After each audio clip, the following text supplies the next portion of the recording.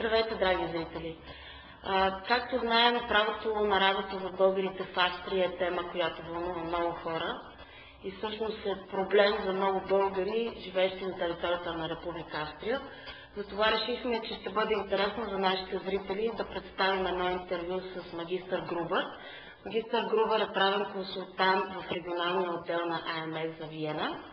Той ще ни разкаже по-подробно какво представлява изменението за 2008 година за така наречените Fachkräfte. Това са 50 професии, за които пазара на труда в Австрия е отворен за български граждани.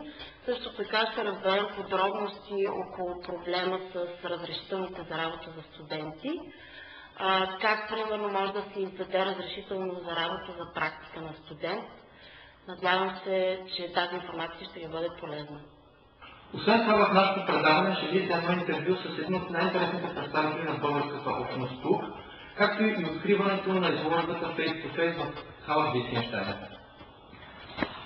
Люси, ти ще ни разкажеш нещо повече по темата за АМС? Правото на работа е проблем, с който се сблъскат много българи и почти да живеят в Австрия. Както може би някои от вас знаят, от началото на 2008 година настъпиха изменения в Закона за заетостта на чужди граждани. Става въпрос за едно постановление, което засяга 50 професии, за които в Закона пише, че се отварят пазара за чуждестранните, за новите граждани на Европейския съюз, се отваря пазара на работна ръка. В интервюто, което ще видим след малко, магистър Грубър ще ни обясни подробности около това постановление, за кои 50 професии става въпрос. Втори въпрос, който ще зададем на магистър Грубър, е как се издават разрешителни за работа на студенти и по-точно разрешителни за така наречените практики, какви видове практики съществуват, при кои студенти няма нужда от такова разрешително, при кои студенти има нужда. Also seit dem 1. Jänner gilt die neue Fachkräfteverordnung. Es war so, im vorigen Jahr gab es nur für 3 Berufe die Möglichkeit, im heutigen Jahr sind allerdings in der Verordnung 50 Berufe genannt, die also für neue EU-Bürger, wo die Möglichkeit besteht, Beschäftigungsbewilligungen zu erteilen. Der Großteil der Berufe liegt im Bausektor, also wie zum Beispiel Maurer, Tischler, aber auch Bautechniker bzw. im Metallbereich. Hier sind es insbesondere auch wieder Spengler, Schweißer, Fräser und so weiter.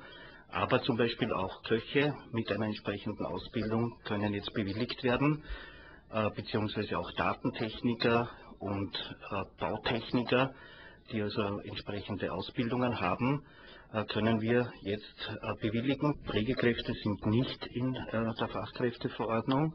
Das heißt, für Pflegekräfte muss entweder, wenn es Drittstaatsangehörige sind, die Schlüsselkräfte, wenn es neue EU-Bürger sind, muss eine Beschäftigungsbewilligung beantragt werden. Es sei denn, sie fallen unter die Ausnahmebestimmung der Ausländerbeschafftigungsverordnung.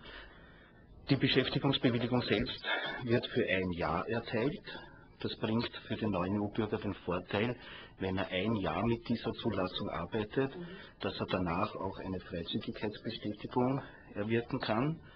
Im Vergleich dazu, im Vorjahr war nur die Bewilligung für 50 Wochen möglich. Heuer ist, wie gesagt, die Erteilungsdauer 1 Jahr. Voraussetzung, dass der Dienstgeber den Antrag für diese Beschäftigungsbewilligung nach der Fachkräfteverordnung stellt.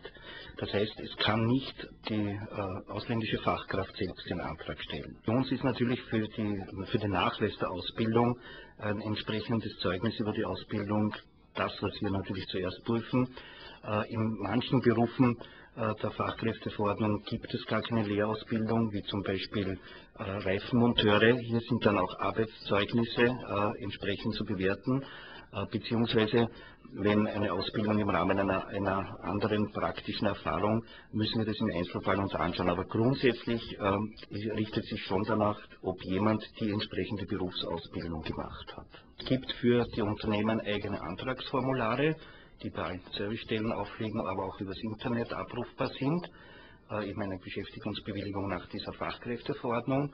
Der Betrieb muss alle Angaben leisten oder zum Beispiel auch, ob er eine Lehrberechtigung hat. Für die ausländische Arbeitskraft ist wichtig, dass hier noch vorgelegt werden muss der Meldezettel, falls schon vorhanden, beziehungsweise der Reisepass, und ganz wichtig eben eine Übersetzung der Berufsausbildung, wobei es sich aber